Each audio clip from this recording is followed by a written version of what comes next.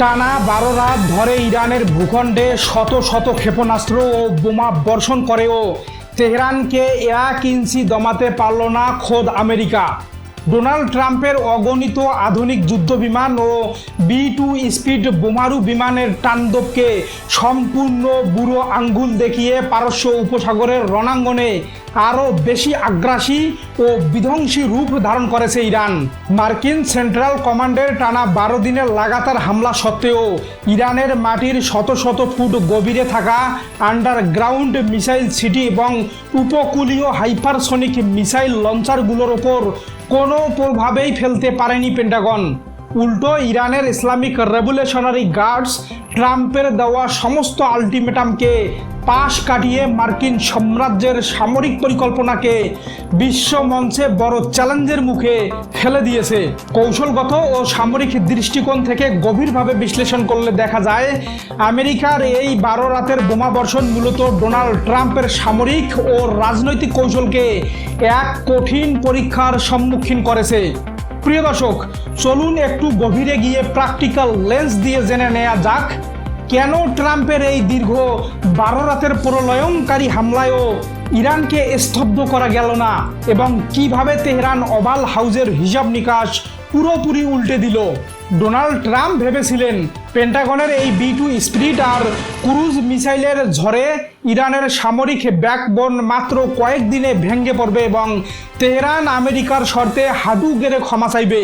কিন্তু বাস্তব সত্য হলো ইরান তাদের মূল মিসাইল ও ড্রোন ভান্ডার মাটির নিচে এমন দুর্ভেদ্য সামরিক বাংকারে লুকিয়ে রেখেছিল যেখানে পেন্টাগনের ভারী বোমারু হামলাও কোনো আসর কাটতে পারেনি।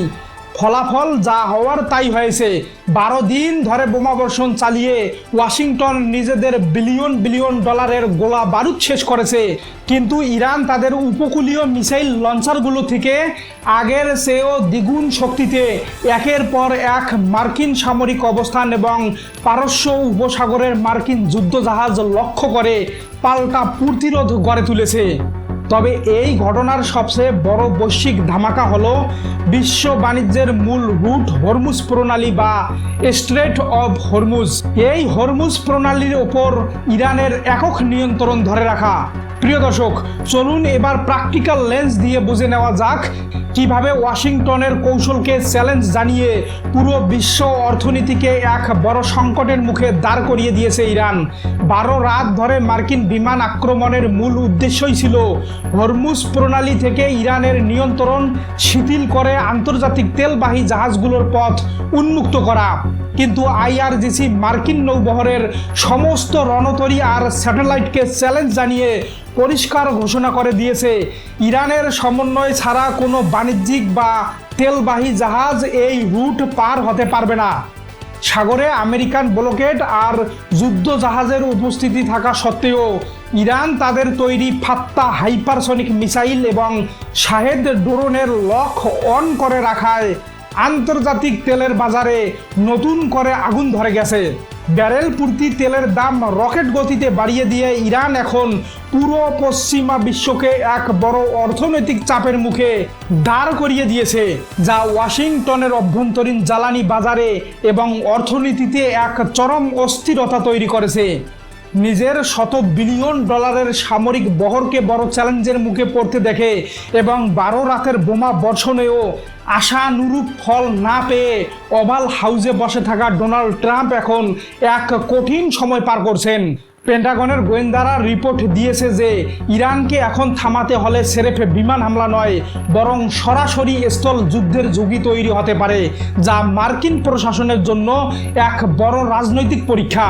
অন্যদিকে ইরানের পররাষ্ট্রমন্ত্রী এবং সামরিক প্রধানেরা বিশ্ববাসীকে স্পষ্ট বার্তা দিয়েছেন যুক্তরাষ্ট্র যদি আরও 1000 রাত ধরেও বোমা ফেলে তাও ইরানের এই সার্বভৌমত্ব ও প্রতিশোধের সংকল্প থেকে তাদের এক চুলও সরানো যাবে না। প্রিয় দর্শক, সমগ্র পরিস্থিতিকে যদি আমরা বৈশ্বিক রণকৌশল ও সুপার পাওয়ার ইমেজের লেন্স দিয়ে পর্যালোচনা করি তবে এটি পরিষ্কার হয়ে যায় যে 12 রাতের এই অসম যুদ্ধে ডোনাল্ড ট্রাম্পের সুপার পাওয়ার ইমেজ এক অগ্নি পরীক্ষার মুখোমুখি পড়েছে। প্রিয় দর্শক, এখন আজকের সবচেয়ে বড় এবং মিলিয়ন ডলারের প্রশ্ন হলো, টানা 12 রাত বোমা বর্ষণ করেও ইরানকে দমাতে না পেরে ডোনাল্ড ট্রাম্প কি শেষ পর্যন্ত মধ্যপ্রাচ্যে কূটনৈতিক সমঝোতার পথে হাঁটবেন, নাকি আমেরিকা ও ইরানের এই সংঘাত বিশ্বকে এক সর্বাত্মক বৈশ্বিক যুদ্ধের আগুন জ্বলিয়ে দেবে? আপনাদের মূল্যবান ও যুক্তি নির্ভর মতামত অবশ্যই নিচে জানিয়ে দিবেন কমেন্ট করে, এবং প্রতি মুহূর্তের এই সঠিক প্রোপাগান্ডা মুক্ত ইনসাইড স্টোরি সবার আগে পেতে আমাদের সাথেই থাকবেন।